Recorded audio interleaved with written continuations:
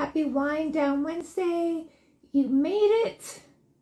I am Sistah Scifi. I'm working hard to make Wednesday your new favorite day of the week. I am also the CEO and founder of Sistah Scifi, the first Black-owned bookstore focused on science fiction and fantasy in the United States. And today we will have, yay, I see you, Jaclyn. Okay, I'm going to send you the request and you will see it soon. Okay, so I sent you the invite, so all you should have to do is say yes or accept. Hi everyone, hi Jaclyn. So let me know if you don't see the request. Hey, the life of the star. So we have Jaclyn, who is part of the costume design team for Kindred FX, which is the series adaptation of Octavia Butler's 1979 novel by the same name. Okay, so Jaclyn is going to talk to us about the costume choices, the period pieces, making that accurate, some of the high fashion that we saw, primarily in episode 1. What Jaclyn will not talk about is the script or the character development or some of the deviations from the novels. So we are here to talk about costume design. I'm super excited about that. And I guess that period pieces, making that accurate, some of the high fashion that we saw, primarily in episode. I thought I already put that on mute. Let me try to send this invite again. And Jaclyn, please make sure that you are on your phone and on the Instagram app. If you're on your laptop, it definitely won't work.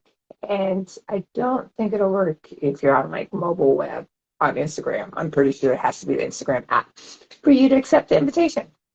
Yay! Right again. And Jaclyn, please make sure that you. Let me see. Timothy says, there we go. Timothy is on like every week, like asking all the breakfasts.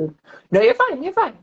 We're moving with these. What I love about Instagram Lives, it's a really easy and accessible way to connect with community. So you're great.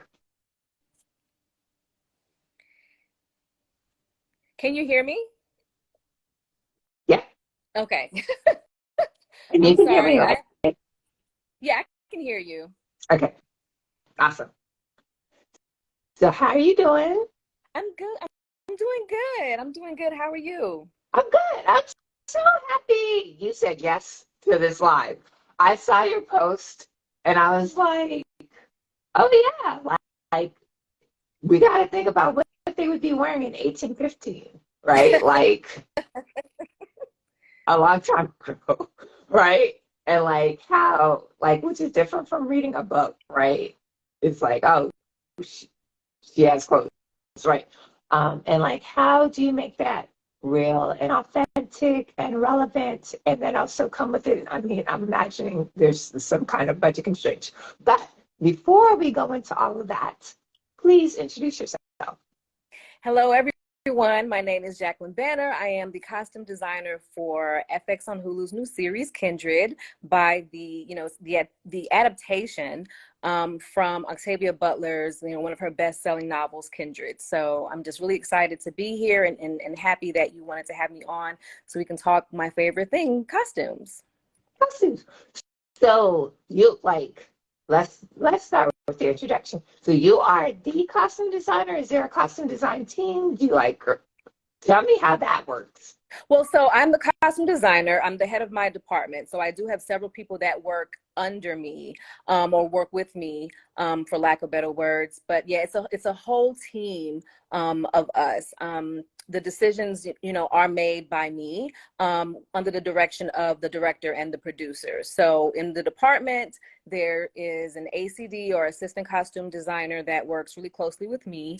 There's also a costume supervisor that's more of like the logistical side of the department, that handles all the budgets and money and paperwork and, all the things that I don't want to be inundated with. My position is more of the creative in the department. And so there's also a costume coordinator that works with the costume supervisor, who handles, the paperwork and budgets and, ordering things, and sometimes, works with trying to, find, additional help for things that are needed and helping us to source things for the department. And then I had a tailor shop of 6 people.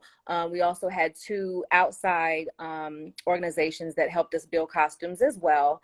And then we had an ager dyer that worked on the costumes just to make them look really, really authentic and get that good aging in there. And then we have our set team that worked on set, and their job primarily is responsible for keeping up with continuity and making sure that the costumes are worn the way that they should be worn, and assisting the cast with whatever they need in terms of anything that's going on with the costumes. So there's a whole team of us that work on the show, but primarily, like I said, the decision is made by me along with, the director and the producers. So wow, that's really amazing. Just you talk about that makes me like really nervous, because I don't know. But as I watched, it was me and 3 friends. We watched all 8 episodes, one go. Last night, I was like, I'm talking to Jaclyn tomorrow.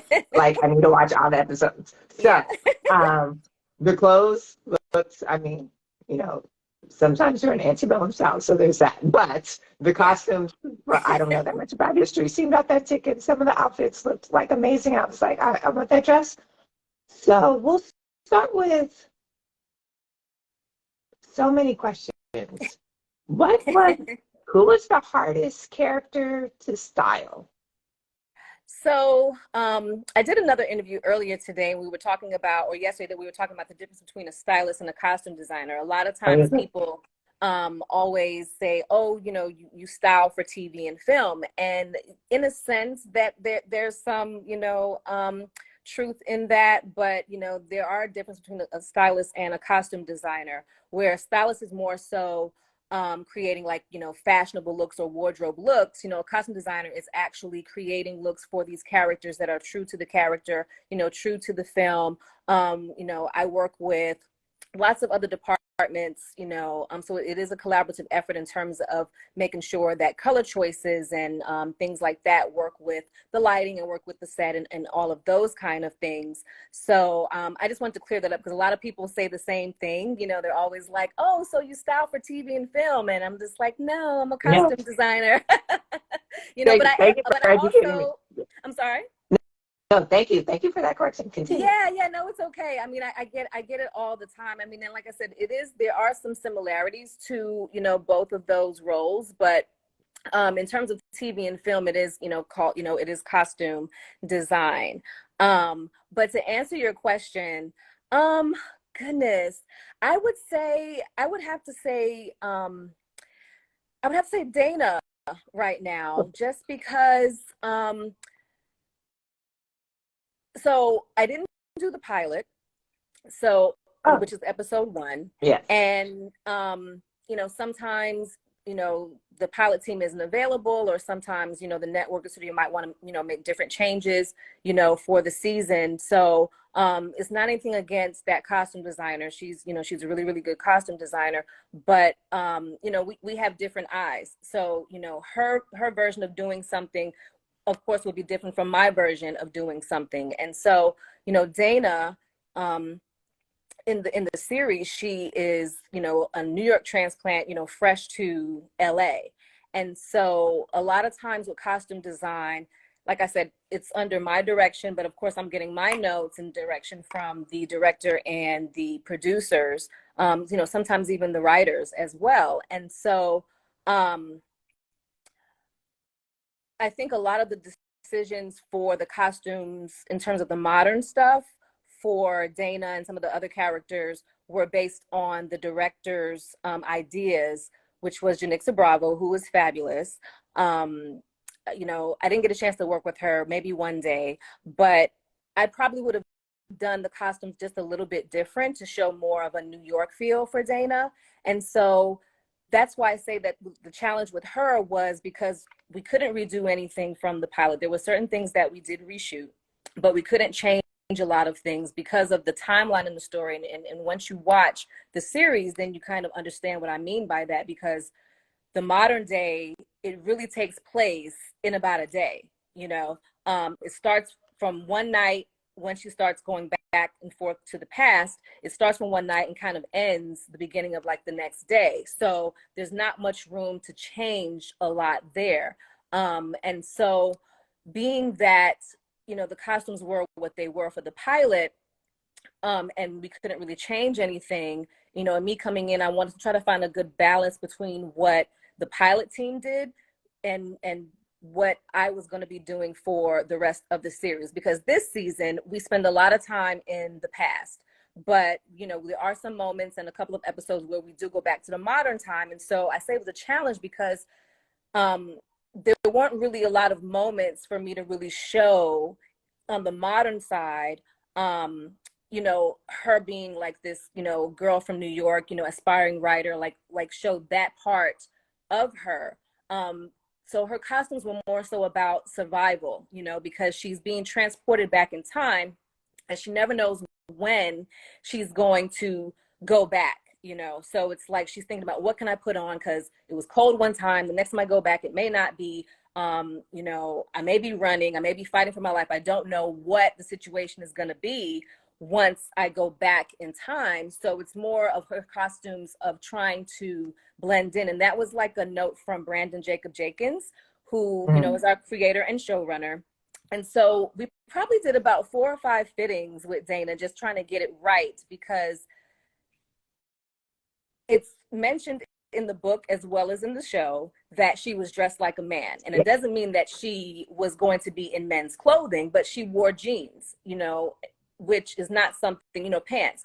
That's not something that women wore back in the day, you know, during that time. So that's why the description was, oh, she's dressed like a man, you know. So it's like, what can she put on in the moment really quickly, that is going to kind of make her blend in and not stand out as much. You know, initially we were thinking like, okay, yeah, like that's kind of the point, that she does stand out, you know, but wanted to make it more like, okay, she's from a different place, not necessarily 2016, but when the people of that time see her, okay, well, maybe she's, you know, maybe she's a, you know, maybe she comes from New York or Philadelphia, where, you know, or further up north, where the people, you know, Black people were more free. There were more free people, free Black people up there. So that was like the element in terms of deciding like what her modern day costumes would be. Of course, when she goes back in the period, she has to, you know, put on what the enslaved wears, because she has to play that role, even though we know that she's not a slave, but she has to kind of go into that role to kind of like get in where she fits in, if that makes any sense. No, it 100% makes sense. And I remember the scene when it was either Rufus or Nigel is like, oh yeah, she's dressed like a man. And she's wearing like, I think a beige top, like they're muted colors, right? Like she's not wearing hot pink. So it's like, Yeah, it is for survival, right? She doesn't give you Brooklyn Sisters. She doesn't give you like, nah, she gives you like, right. I might be pulled into the antebellum South any second now. So I like, costume design isn't my expertise, but I saw that.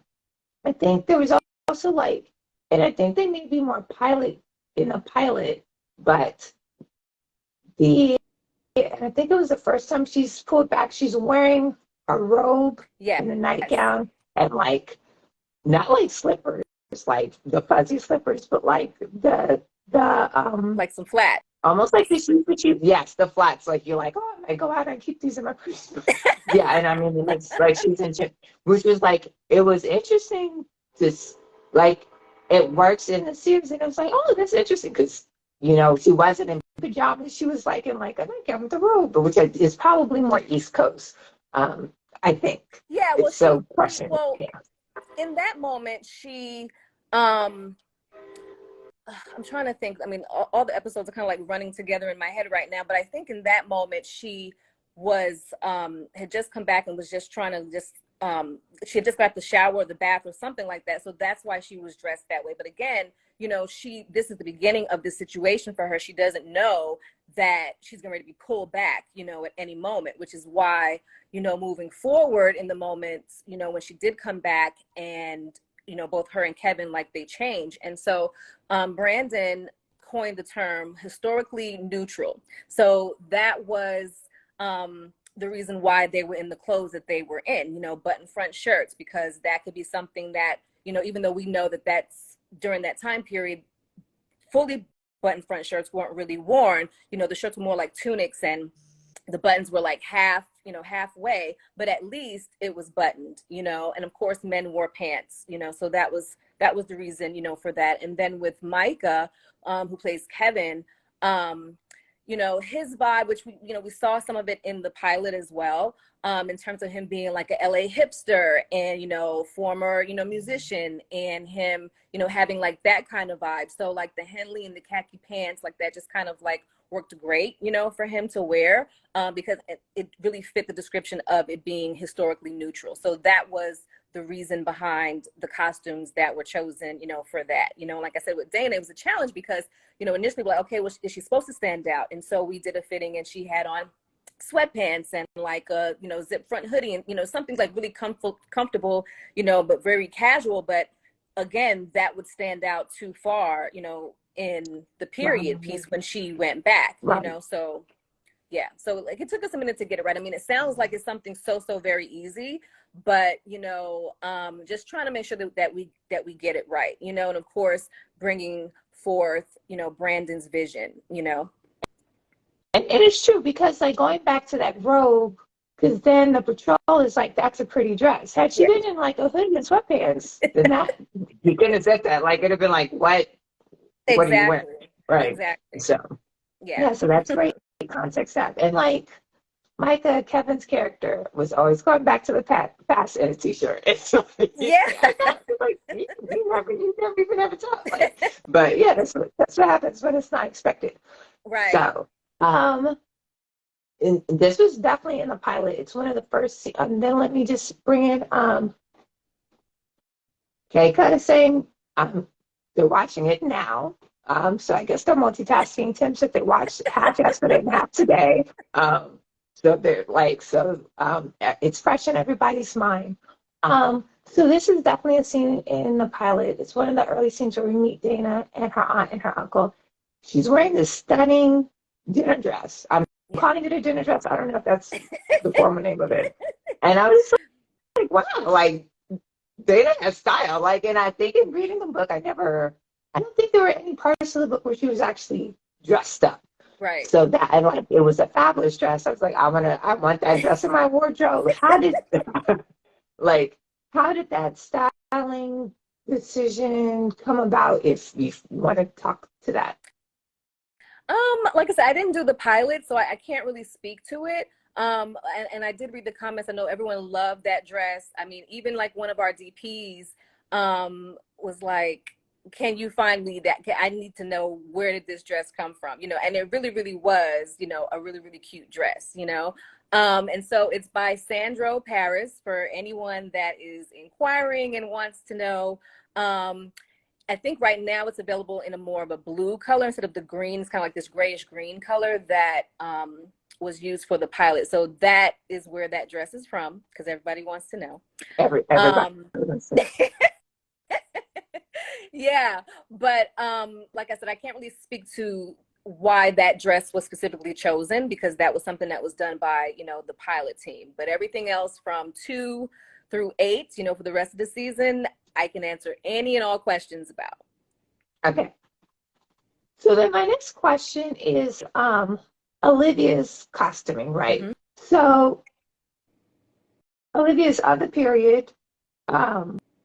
People are watching it, so we can discuss it in detail, but maybe not be too spoiler rich. So when we meet Olivia, she's of the period.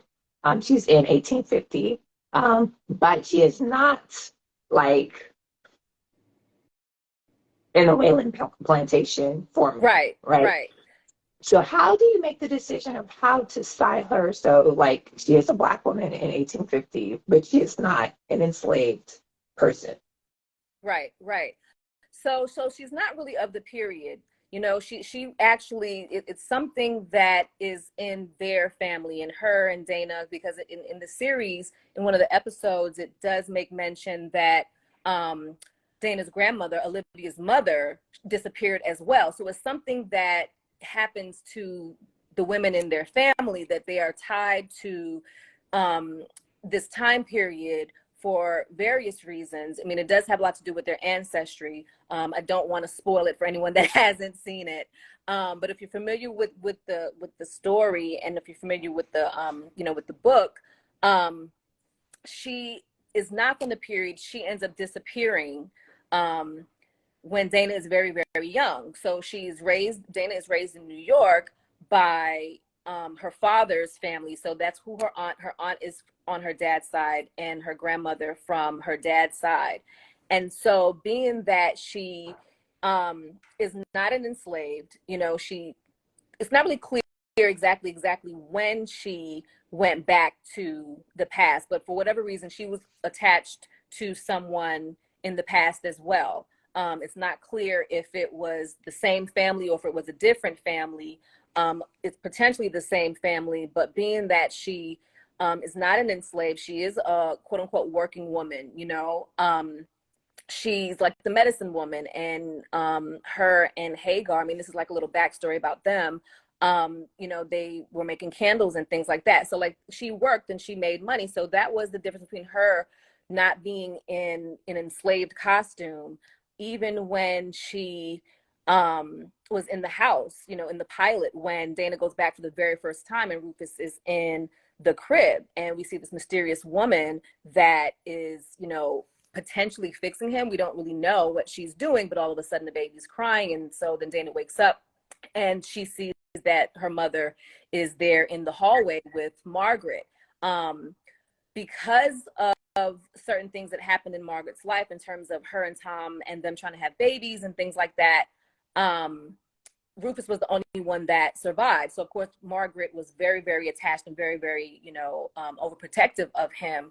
But because Olivia was someone from a different time and she knew of these quote unquote modern medicines, things that weren't really necessarily thought of and done during that time period, Margaret cast her away from the house. Even though Tom had a liking to her, he knew that she was special in the fact that she knew how to heal people, so she was kind of like, Dr. Quinn medicine woman, for lack of better terms, so she, was sent away. So she wasn't necessarily kept on the plantation to be a slave.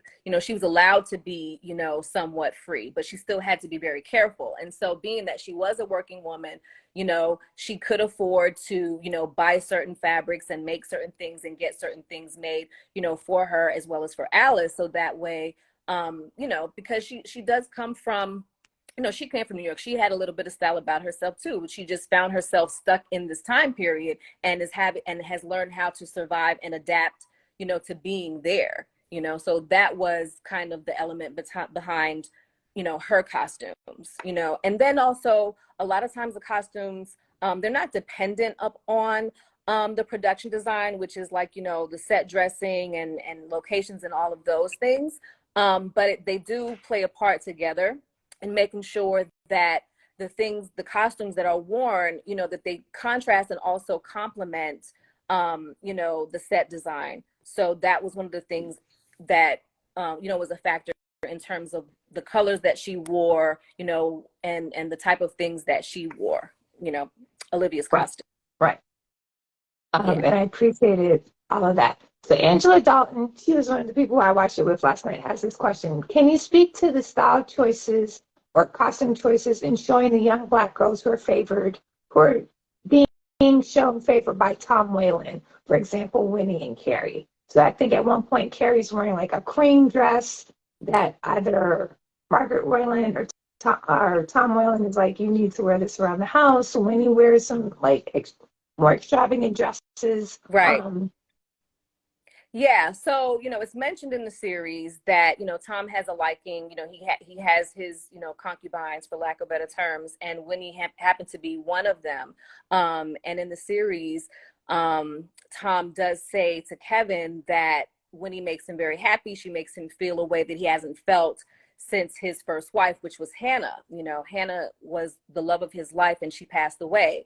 You can tell in the series that him and Margaret are not like completely and madly in love at all. And so because of his liking for her, when I'm talking about Tom with Winnie, he gave her one of Hannah's dresses. So that is the reason why she was dressed a little bit differently. But, the choice was very, I had to make the choice was, what word am I trying to say? It was a very strategic choice in terms of what dress she was wearing, because he knew that she still had to go out and be among the other enslaved. So he couldn't put her in a dress as fanciful as anything that Margaret wears. Hannah came from money, so Tom married into money, and then Margaret married Tom, so then she married into money. And a lot of her costumes, which I know we'll talk about in a little bit, Margaret's costumes were her trying to look and play the part because she has this newfound money and she wants to kind of like show up Hannah in a way. But in terms of Winnie's dress, that's why she was given that dress. It was supposed to be a dress from Hannah's, which he does make mention of. So the thing with Carrie is Margaret's dresser, and she is one of the seamstresses. She's an embroiderer. So we thought it would be really fun to kind of show her in a different light, being that she's a child, that anytime she has any free time, that she is doodling, embroidering different things like on her costumes. And so, we had flowers and different things like that embroidered onto her costume, just to kind of show a different spin, because she was in the house. And of course, the ones in the house are always a little bit more better taken care of, and so when she's in that dress, it's because Margaret has company over and she's basically trying to show her off. So that was the reason why she was in that dress, and Sarah hated that dress. She wanted her to get out of it, but, she loved that dress because it made her feel special, especially being that she, was a mute, and, she's like living in this situation and trying to make the best of it, just like everybody else, during that time. Agreed. So many characters to go to next, but we will go to Sarah because that's where we're going. So Sarah wears the same uniform as everybody else on the Wayland plantation, but somehow it just looks different on Sarah. I was like, I don't know if the way you carry it, I don't know if it's your eye color, I don't know if it's like you put a little extra on everything you say. Yeah, so, yeah. So with Sarah, yeah, she is kind of like the matriarch of the enslaved, right? And, people go to her, and being that she's the one that is responsible for, food and making sure that, that everyone is taken care of, in terms of like the clothes being made, she's going to make sure that she, looks the best. So I think that idea, in addition to, Sophina Brown, who plays Sarah, she's a beautiful woman, and everyone just really embodied the character, but she really embodied Sarah. So I think, she definitely had an air and a certain kind of understated elegance about her that just kind of translated, through her acting, through her, her makeup, and definitely, her costume. And I want to just like, I'm gonna give this hypothesis, and the question is, do you think that's right, or like, oh no, she's smoking something? So Sarah is not like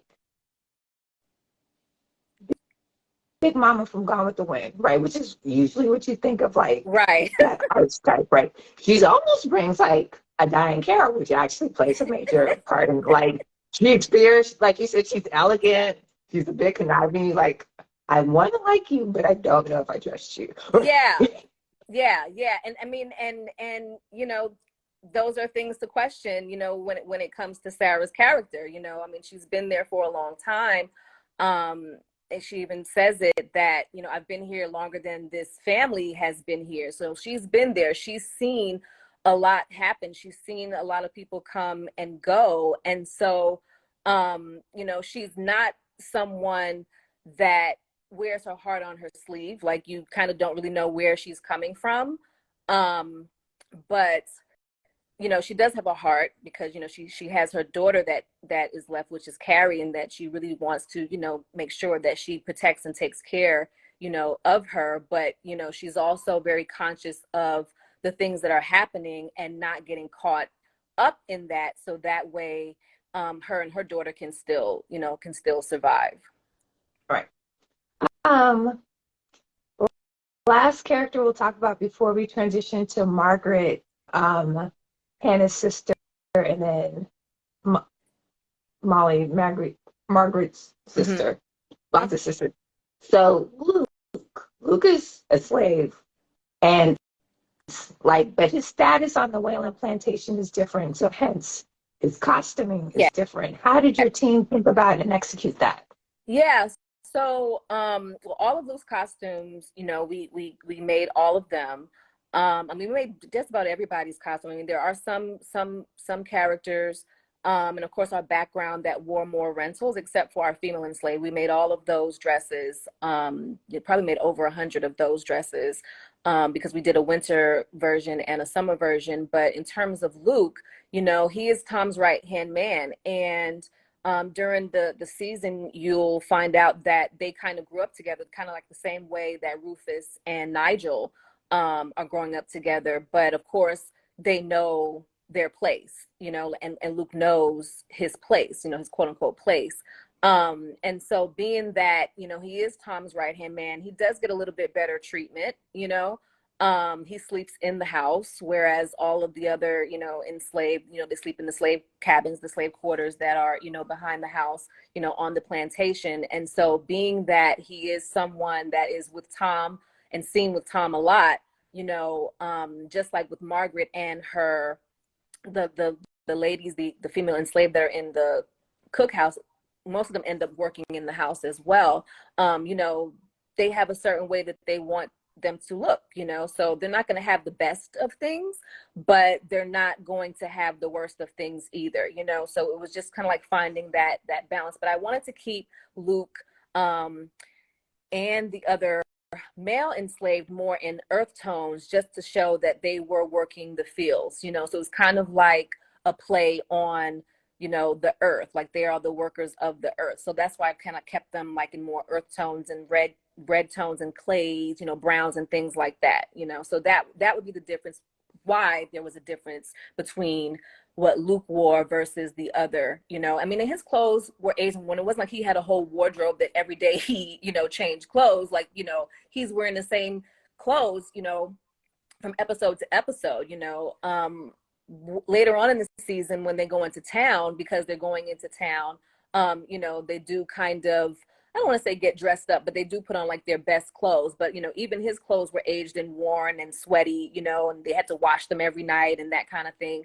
So like I said, it wasn't the best of the best, but it wasn't the worst of the worst either. Right. But it did kind of, distinguish him between the other slaves, because he was kind of like the enslaved overseer, even though he wasn't enslaved himself, if that makes sense. Right. No, 100%, 100%.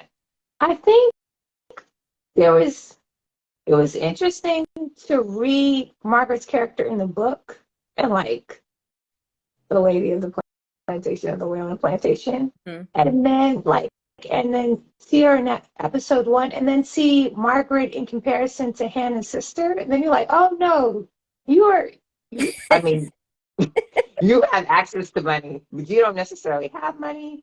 And it's like in her costuming compared to Hannah's sister, also like to see and also like the refinements has not been necessarily nurtured when we see her next to Hannah's sister. Right.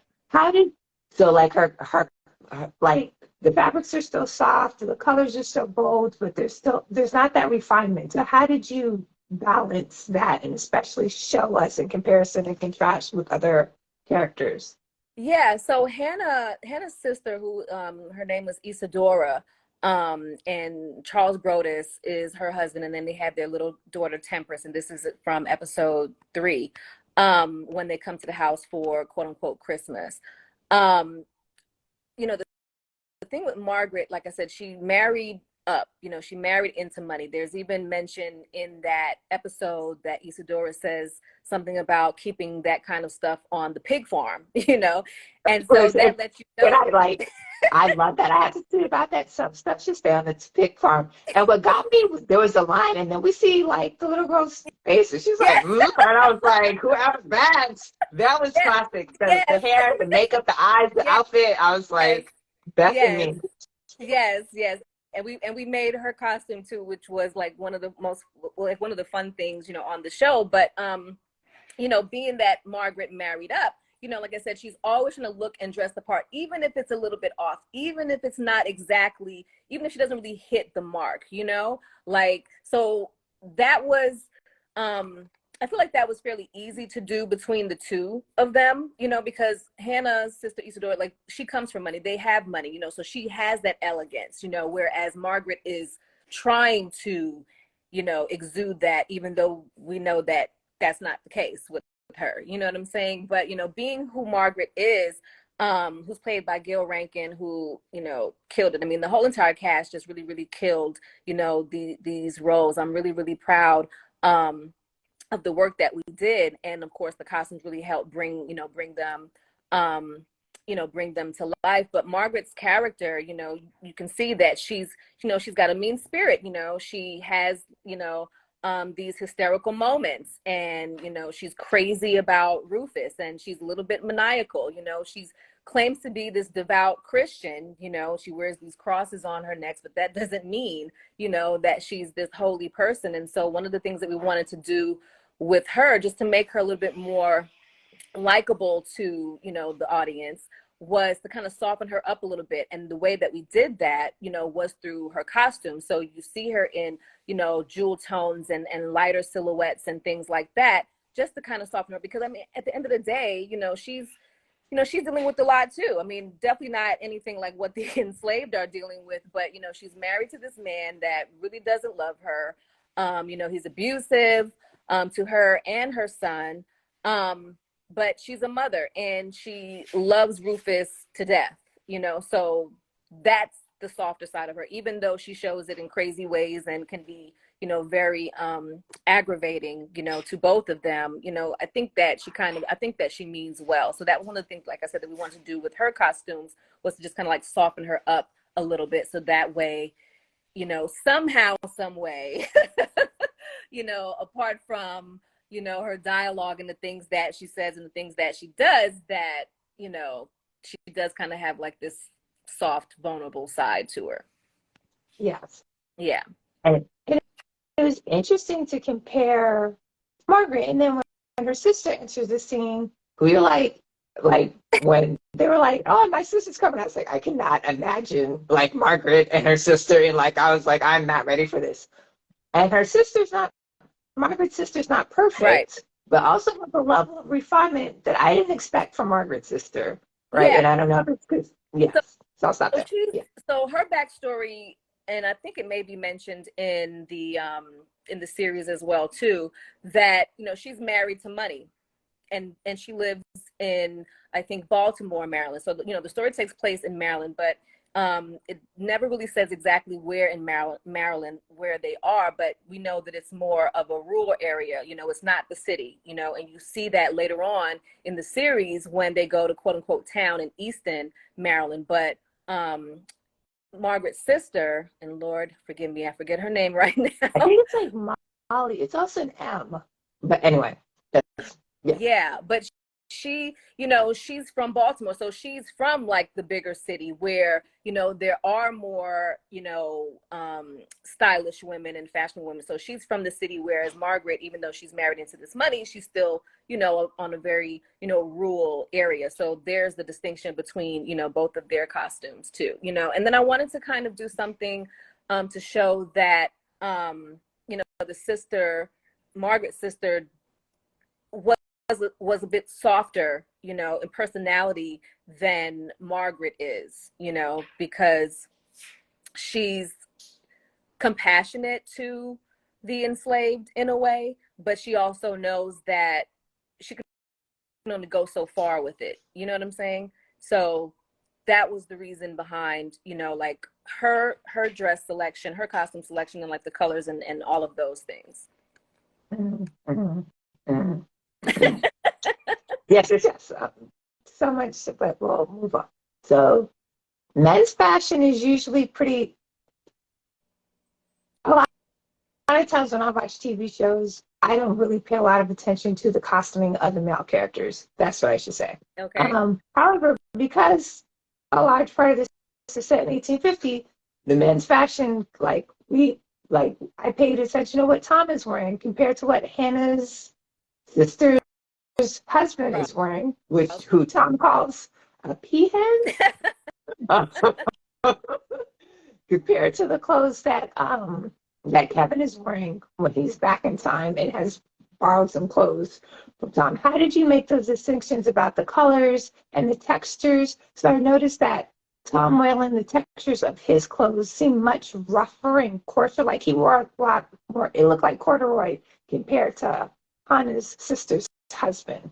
Right. How did you make those distinctions? Yes. Right. So, you know, like Isadora, you know, Charles is her husband, and so they have money. So that was, you know, a fairly easy distinction to make because they have money, so they're gonna have, and not so that the Waylands, Tom and Margaret, like they don't have money, right? But they don't have as much money as the Broduses. They don't have as much money as Charles, you know. And it's not really necessarily told in the story, but like I said, Tom married into Hannah's family and they have money. So then he even says that he inherited this plantation, you know. So he's got accustomed to like this certain way of life, but he's still a little rough around the edges, right? So that was something that I wanted, you know, to make sure that was translated in his costumes as well. Whereas with Charles, you know, he does have that refinement. He does have money. So he's going to be in, you know, more sleeker textures, you know, like I put him in like a gold vest with navy stripes, you know, when he was there for the Christmas party. And one of the notes that Brandon wanted, he wanted them to be in blue, the whole, you know, Brodus family. So Charles and Isadora, as well as Temperance. So Temperance, we did, you know, a blue as well, but it's more like a baby blue to show like her youthful nature, even though we find out that she's a little mature for her age. But with Tom, you know, like I said, he's rough around the edges. So, you know, it was a conscious thing to have him in, you know, these textures that kind of showed, you know, more of who he is because of his character, him being like this mean, brooding person. I mean, he can be, you know, with Kevin, he can kind of, quote unquote, let his hair down a little bit, but he still is the owner of this plantation, the master of this plantation. So he still has a certain image to uphold. So keeping him like in dark brooding colors and like blues and like really, really deep greens. And there's even like some like really, really deep navy tones, you know, things that we put him in. And then towards the end of the season, I do lighten him up just a little bit because they've come into some money. So when in the beginning, we can't really tell, but they're having some money troubles. But so that's the reason why he wants to do this business with Charles. So in episode 5, when they come back, it's 3 years later and we see them, you know, and it's still a dark,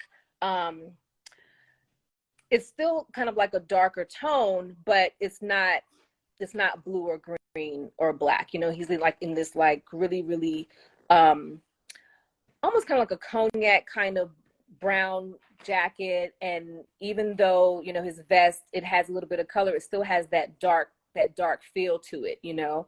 So those are some of the things that, you know, that I decided to do with him. Yeah. Okay. So what is one thing you did stylistically that is easy to miss, but you're like, I hope people watch this 3 times and catch it? Like, what's the Easter egg in costume design that you planted? So one of the things, and so Tom's ring, it was a collaborative effort between myself and our prop master, as well as the art department. You know, when I was doing my first fitting with Tom, who's played by Ryan Quanten, we were talking about, you know, having some kind of jewelry element, you know, and it's not something that I think that you will see or notice a lot, but we were saying, hey, like it'd be really cool if he had some kind of pinky ring that he wore. Mm.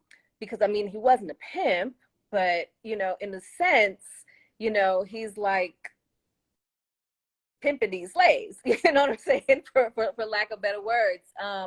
So we thought it would be cool if he had something that he played around with. You know, I pitched the idea to Tom. He said, oh yeah, that'd be great. You know, I said, well, maybe it's a family heirloom, or maybe it's something that Hannah gave him, because they didn't really wear wedding bands during that time.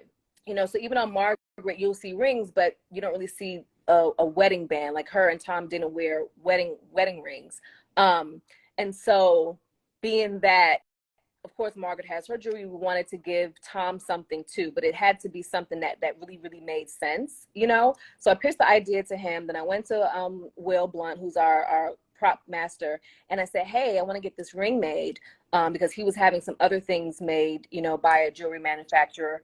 And so I said, well, I want to get this ring made. This is the idea behind it. He said, oh yeah, that's great. You know, we talked to Brandon about it. He loved it, you know, so it was all a go. And so then the art department, they came up with the Wayland family crest, which is what we had imprinted on the ring. So that, you know, that is there. Margaret, which you can, I mean, you see it on her, but even, you know, she's this devout Christian. She wore a lot of cross necklaces, and it wasn't just the same cross necklace, you know, because it has to match her dress, you know, it has to match her wardrobe. So that's the reason why she had like different, you know, different cross necklaces on.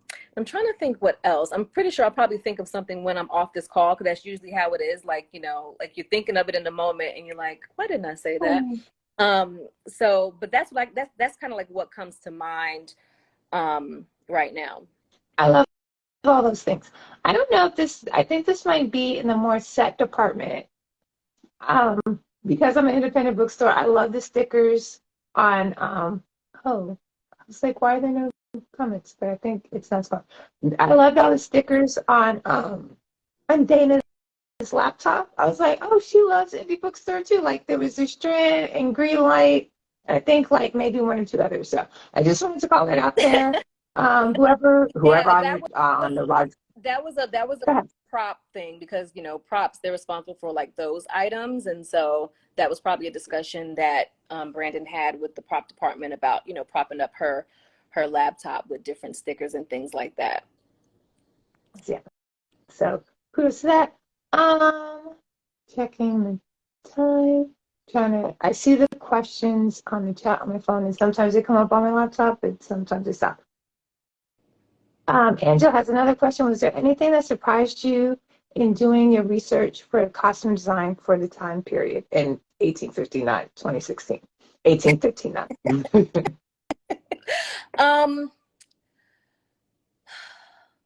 No, I think the one thing that I kind of ran into in doing research for this time period, you know, whenever you're doing a project like this, and there's definitely lots of background, you know, you do a lot of prep by going to costume houses and pulling what they have available there.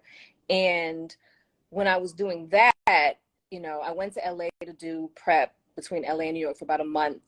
And LA has probably a plethora, you know, 7, 8, 10 different costume houses that a lot of the TV and film industry rent from for various things. They have like the majority of the time periods there. But this specific time period really isn't something that had been done. You know, in the book, it's from like 1810 to like the early 1830s. You know, for our series, we stuck with just one decade. So that way we can have multiple seasons. Let's put that out there. But this season was 1810 to like 1820. And so there were only 2 costume houses that actually had things that we could pull for our time period. You know, there's things that were from before, like during Roots, and then there's things like after this time period. So like 1830, like 1850 and on, there's a plethora of things. And so that was a little surprising to know that there really hasn't been a lot of projects that surround this specific time period. You know, I mean, now we have Bridgerton, right? But of course, there's a difference between Bridgerton and Kindred, because Bridgerton, you know, is based in Europe and it's, you know, very, very high class. Whereas Kindred, you know, it's middle class Maryland in the United States, you know, and we're on a plantation. So, you know, a lot of the costumes are similar in terms of like their silhouette. You know, I wasn't trying to reinvent the wheel. I mean, to be accurate and authentic, it has to be from the time period. You know, but our clothes, our costumes were definitely a lot more down to earth, I would say, you know, for more so like the everyday, you know, the everyday person. Whereas Bridgerton, and don't get me wrong, they have fantastic costumes on that show, but like I said, they're a lot more fanciful and elegant, you know, because it is it's a different country and it's a different class, you know, class of people. So that was something that was really interesting, you know, during my research in terms of the availability of things that would be available for, you know, me to pull from. But, you know, that was fine. It's not like I was going to put all of my cast in a bunch of rentals. That's not, you know, so it just gave me more room to create, you know, all these fabulous costumes. And so that's what I did. So I hope and we love this question. Yeah. If you have not seen the post about, I reposted your post about like the dyeing process. Yes. Or the dresses that a lot of the women on the Wayland plantation wore, which I thought, I was like, oh my God, this is so fascinating. So that was fascinating to me. That was,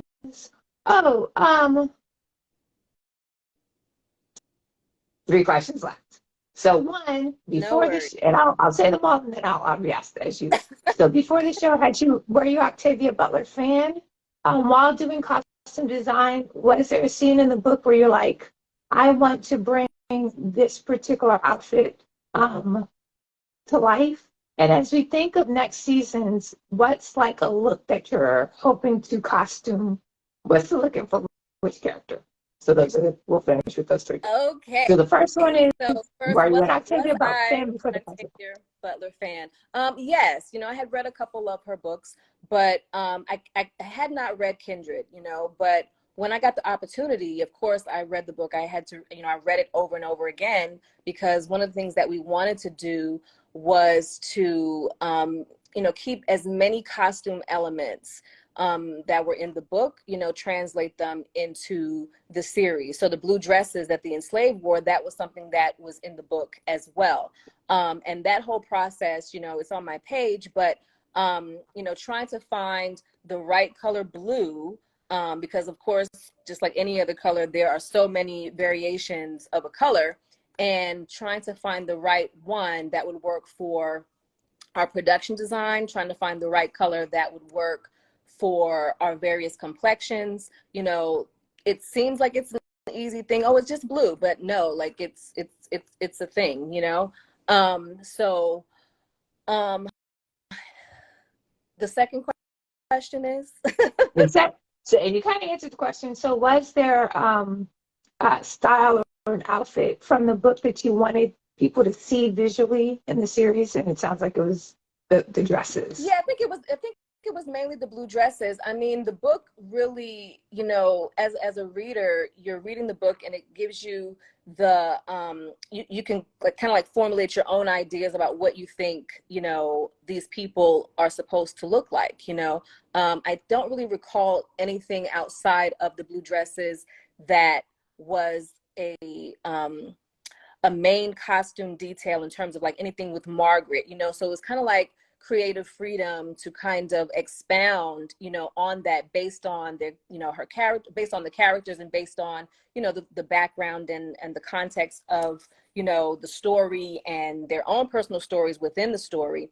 So that was pretty fun and cool to do, you know, and I hope and pray that we did, you know, her book justice. I think that we did. You know, we've been getting a lot of, you know, praise for the costumes, like even like during the filming, you know. And Octavia Butler, I think her estate handler or her trustee, and forgive me because I don't remember exactly what her role is. I know that she was very instrumental in making sure that this book was brought to life through this series, and she visited us, and she was just so enamored with everything that we were doing, you know, from my costume shop to the sets that were built. You know, we actually built an actual plantation about an hour away, well, 45 minutes away from the studio. And so that was just something. And we were on set one day, and Jerry Fleming, who's our production designer, he was standing off to the side, and we were getting ready to shoot a scene that was really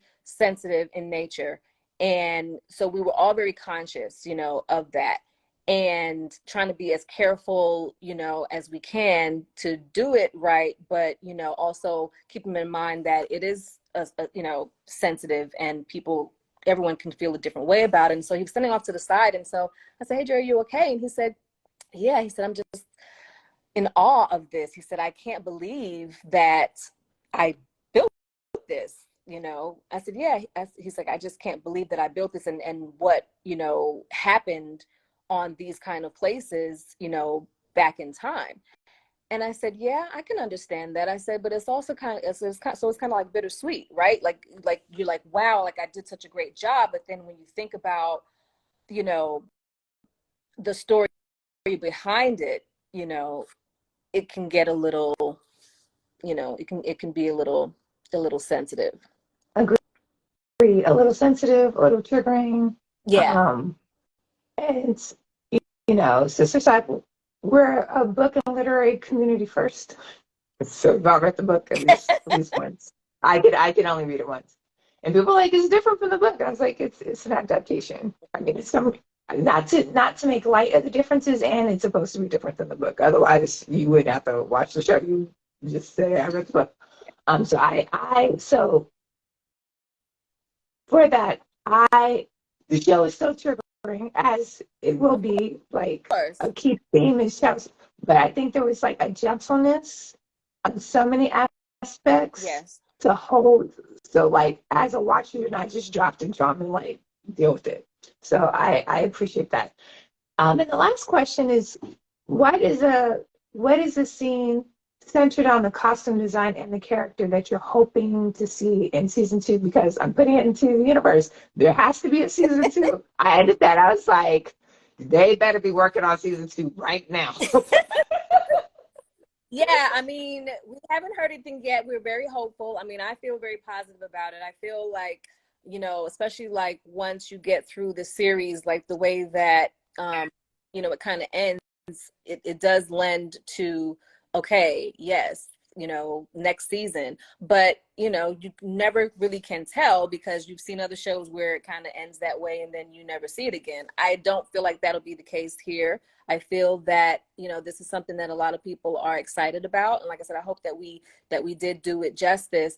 And yes, you know, there are sensitive topics. It can be triggering, you know, but one of the things I know that we were conscious of, and even in terms of the costumes for the enslaved, was, you know, we've seen a dozen, you know, thousands of, you know, slavery movies, slavery shows where, you know, they're being really mistreated. They're wearing like ragdoll clothes, you know, like they're barely clothed and all of that. And so we made a conscious effort to not show them, you know, in that light. Because at the end of the day, they're human beings, you know, and they're working, they're contributing to society, regardless of how they're doing it, you know. And they're people that take pride in themselves, people that take pride in the work that they do. They take pride in the things that they have. And so we wanted to translate that into their costumes by not making them all ragged and haggard and holes and all of those kind of things. Of course, there's variations of that,